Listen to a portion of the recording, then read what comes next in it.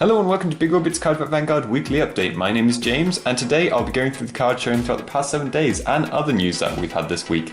So first up we have the VR Colourful Pastoral Cannon. She has the new keyword, Melody.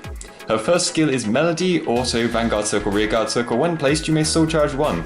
This is shared to all of your units with Melody. From what we can see, Melody doesn't do anything other than mean other units with Melody get the specified skill. Her second ability is Act Vanguard Circle, cost Soul Blast 3, and until the end of the turn, when your opponent would call Guardians from his or her hand, he or she can only call 2 or more at the same time. As expected from the grade 2 Lyselot, we get a VR who will use a lot of Soul Blasting. At first, this doesn't seem like much, but being able to cause your opponent to double block through the whole turn can really hurt their hand size, especially if Bermuda Triangle gets some extra attacks in. A great card to work with the VR is Sweet Sweet Little Girl Lavea. She's a grade 1 and has auto rearguard circle when it attacks orbs.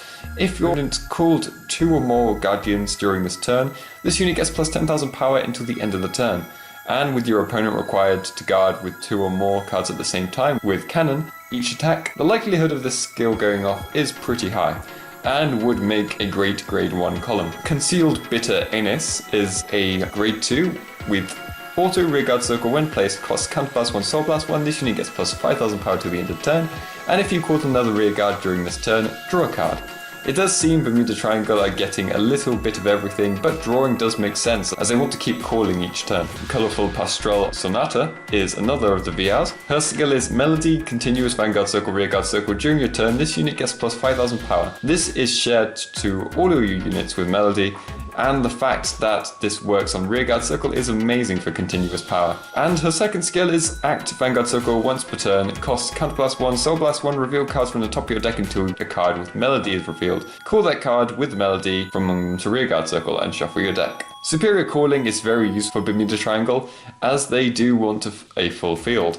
The Melody effects aren't overly amazing, but with them all bouncing off each other, this could become an incredible field depending on what the other VRs can do. Best of Best Isabella is another unit that draws cards. She's a 7k grade 1 with auto rearguard circle when placed, Soul Blast 2. 2 of your other rearguards get plus 5,000 power until the end of the turn, and if you have 5 or more rearguards, draw a card.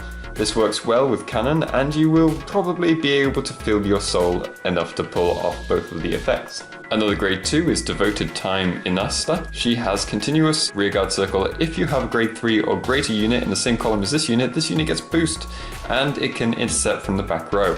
The flexibility of this card is pretty great, and another card that can intercept from the back row is Deliberate Bash Strathica, a grade 1 with continuous rearguard circle. If you have a grade 3 or greater unit in the same column as this unit gets intercept and can intercept from the back row. You will likely try to aim for a full front row of grade 3s with the Melody mechanic anyway. Moving on from Bermuda Triangle, we have lots of news about future sets and cards. People will be happy to find out that Draconic Overlord the Great will be in the Extra Booster 6, most likely as the VR for Kagero.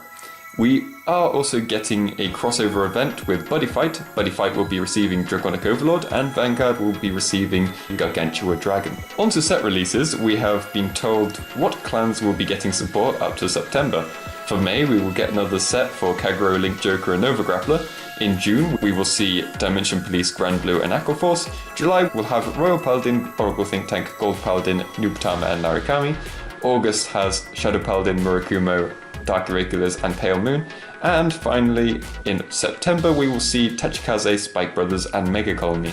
So it seems like the clans are being bundled together in their own little groups, and we will probably see support for them in the future in these bundles as well.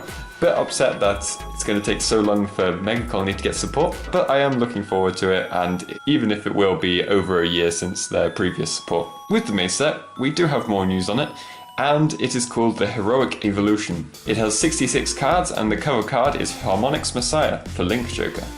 With a name like that, we can only hope for a hero VR for Nova Grappler too.